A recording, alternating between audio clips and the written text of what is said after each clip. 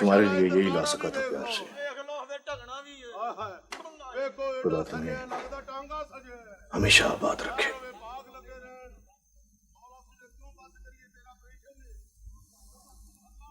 ये क्या? कहने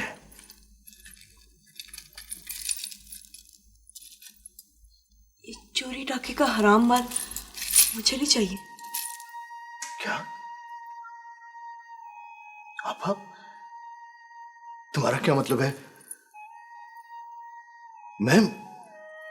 मैं जूरा भट्टी अपनी अपनी आपा को चोरी डाके के गहने बनाएगा?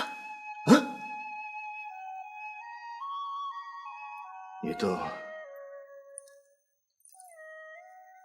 ये तो मेरी बेबे ने बड़े प्यार से बनाए थे मेरी शादी के लिए, जो शायद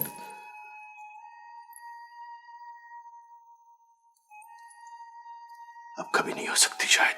क्यों? खैर सल्ला। दुआ करो कि मेरी जितनी जिंदगी है वो अनक और आजादी से कटे। अब मैं और बहस नहीं कर सकता।